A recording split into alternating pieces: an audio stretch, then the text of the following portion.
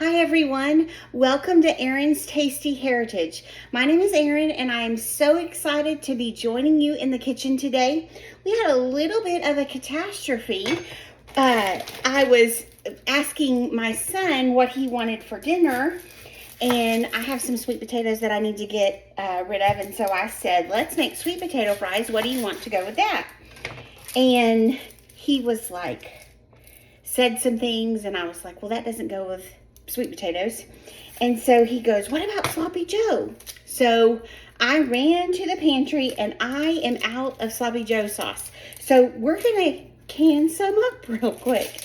My recipe does 4 pints, and so that way I'll have 3 to put into the pantry for another easy quick night meal. You start with about 2 tablespoons of oil in your pan, and I'm using my bigger skillet with the deeper skillet so that I can add all of the liquid to it. I'm going to put you guys down just a little bit so you can see.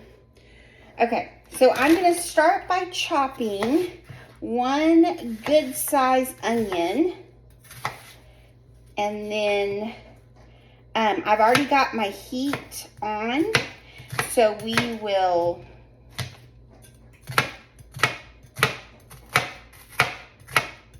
get this going. I hope you all are having a nice Monday. We are winding down school, and Gavin is getting ready to take his semester test and getting ready for winter break. And so we're getting all the things done. Okay, that pan is nice and heated, so you want that. You want to make sure that your oil is heated up before you add your vegetables to it. So my glasses, one of the screws fell off and they keep slipping. I've got to go to town tomorrow, or the big city, Wichita Falls, tomorrow, and have the eye doctor fix them for me. Okay, so then you're gonna get this onion good and sliced.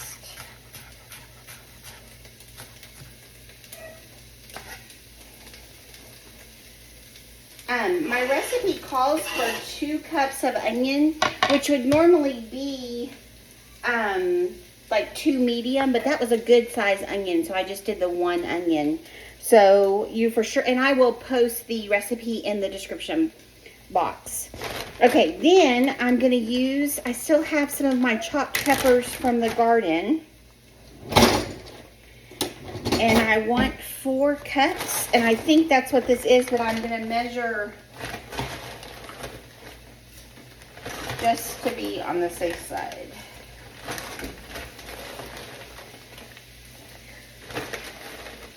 It's actually 3. It's actually 3 cups, but I'm going to be okay with that. So let's say 3 to 4 cups. I think it will be fine. I don't think it'll.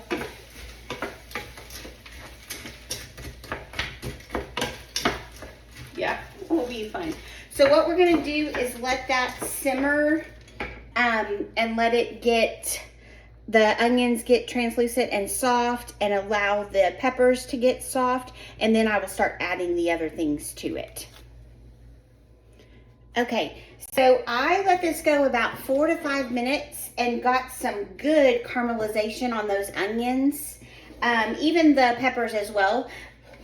I don't blend my sauce, so I want the onions to be completely cooked before I can it. Okay, so now we're going to start with, I do not have this memorized yet. So we've got to start with, I added 2 teaspoons of salt. I'm going to add 4 cloves of garlic.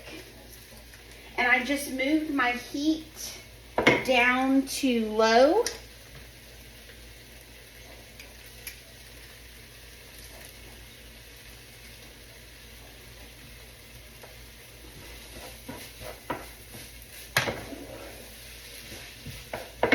And then I'm going to add 2 teaspoons of pepper. And I am out of pepper, so I am having to get from my pepper shaker. Okay. And then I'm going to add, ooh, I gotta open my thing. Okay, I'm gonna add 2 teaspoons of smoked paprika.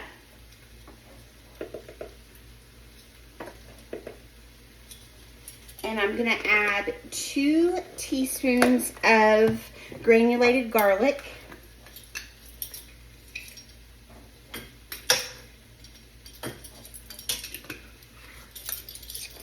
And then I'm going to do half a cup of tomato paste, which I'm almost positive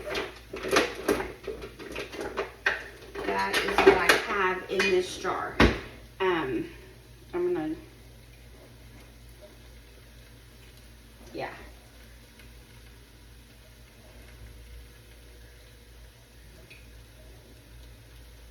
So if you have it in the jar or in a tube, you just want to squeeze out or get out of your jar a half a cup. And I'm actually going to get my, let's see here. I want to get that mixed and allow the spices and the tomato paste to cook down a little bit. I got some of that pepper in my throat. Ooh, I did. Ooh. Okay, so you're just gonna let that cook down just a little bit. While you're doing that, you can get your vinegar ready. Apple cider vinegar, and I'm actually gonna pour it into my jar because I want to get the rest of that tomato paste that's kind of hanging out. And so I'm gonna shake this. It was half a cup of apple cider vinegar. So see, that works. That kind of cleans that jar and gets all that leftover tomato paste. And then when it's time, I will pour that in. I just kind of let those spices and the tomato paste cook down just a little bit. Okay, now, when we are ready, we're going to do 2 cups of sauce or 1 can of tomato sauce. And then we're going to do 2 cups of ketchup. I am making this sugar-free by using monk fruit and allulose. We are going to add brown sugar. And so if you want to do that, you can do that, and I will make those notes in the description. So this is 14 ounces of ketchup, which you need 16 ounces. So what I'm going to do is see what this looks like, and I might open up I have some, I'm trying to make it sugar-free. So this is my only sugar-free ketchup that I have. So we're gonna see about that. Okay, then you've got the tomato sauce, and then the apple cider vinegar, and then you need 4 teaspoons of Worcestershire sauce, which is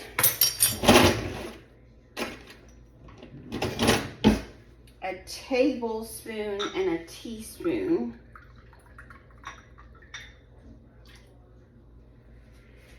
And then a half a cup of mustard. You can use Dijon mustard if you want. I just try to keep this traditional, and I just feel like that canned sauce had mustard in it, or my mom added it or something. So Then you need 4 teaspoons of sriracha, which I do not want to put too much of that. I don't want it to be too spicy.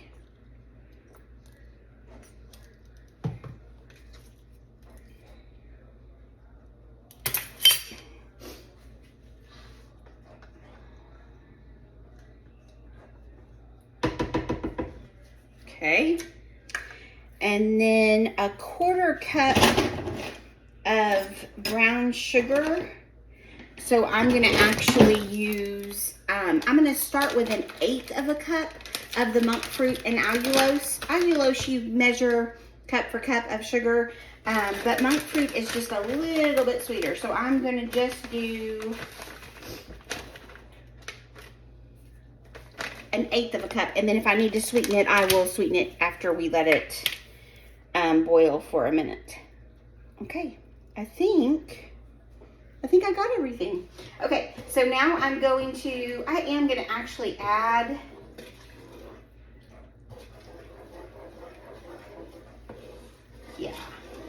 I'm going to add to make up for the ketchup, I'm going to add a tablespoon more of tomato paste, and I'm going to open a smaller can of tomato sauce. Okay, so it's like a 1/2 cup of tomato sauce. Then I'm going to let this come to a boil, and then I will taste it and see if I need to add anything, and then we will be back. Okay, I've got my water in my pot. Since I'm only doing 3 jars, I pulled out my little canner because I just don't need that. And it has simmered for 5 minutes and gotten a good thick, let me bring you over. We've got a really good thick sauce. I don't know if you can see that, but it's really good and thick. So I've got my water heating up with my lids in the water, and then I've got my jars in hot water. And so as soon as and I kind of feel like, yeah, my water is good. Okay, I turned that off.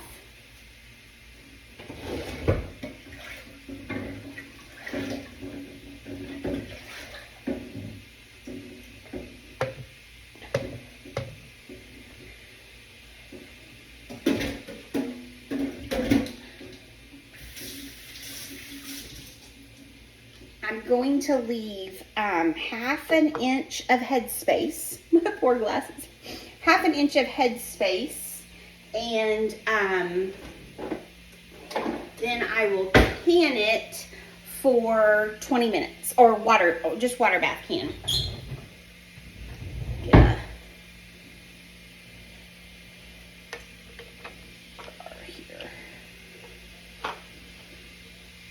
Oh, I need to get vinegar in my water. I did not do that yet.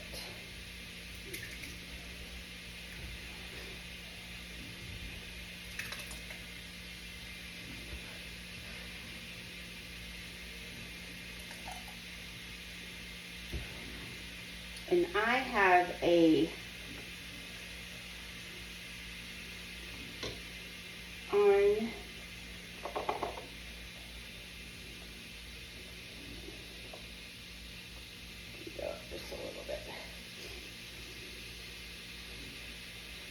on my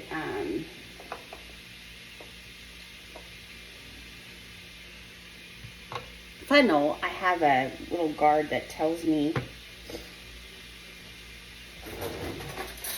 how much 1/2 inch space is, and I got just a little bit.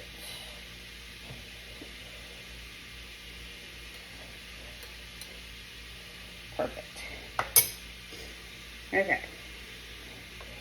I was actually kind of glad that he said that he wanted this, because I didn't realize that I was out, and I know that the last time I made this, I did not do a video.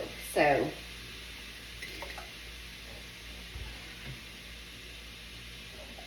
it is a super easy recipe.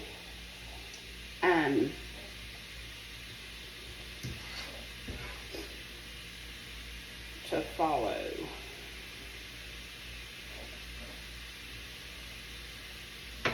And then you just have to get better. I have to get better at getting the headspace correct. I always seem to put a little bit too much. And wiping the rims. I always forget. I get to the point where I'm putting the lids on. I'm like, oh wait, I gotta wipe the rim.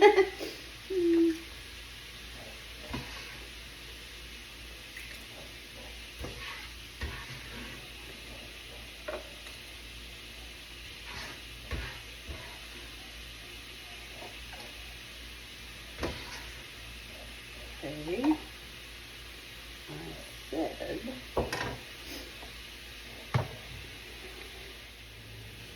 Okay, so I've got them in, and now I'm going to get the air out.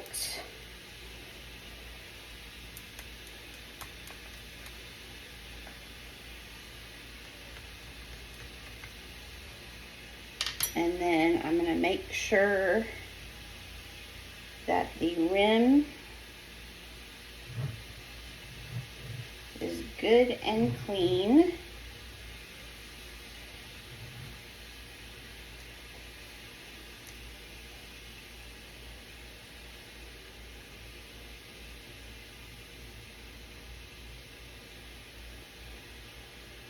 Okay.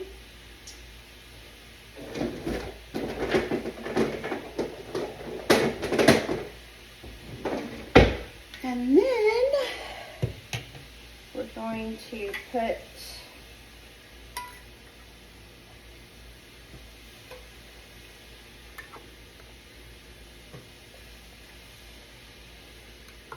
our tops on.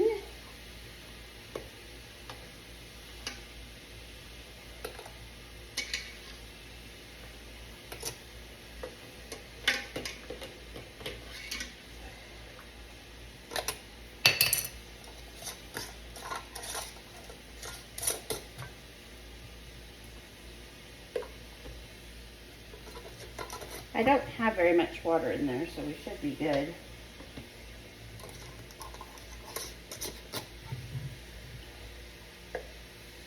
Okay. Then I'm going to fill with hot water and make sure I get my glugs of white vinegar in there to keep the glass from getting that frosty. You can wash it off when you wash your jars. I just like to do it so I don't have to do that step. Not wash my jars, but get the vinegar to get the frosty off.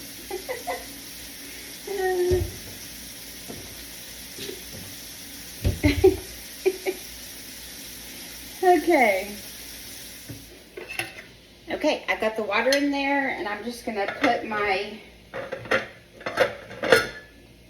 lid on and let it start to boil. And when it starts to boil, then I will set the timer for 20 minutes and then pull it out. And then I wanted to show you, this was the jar that I got for tonight's dinner. So I will just set this aside and put a lid on it, and we will be whipping up some sloppy Joe for dinner.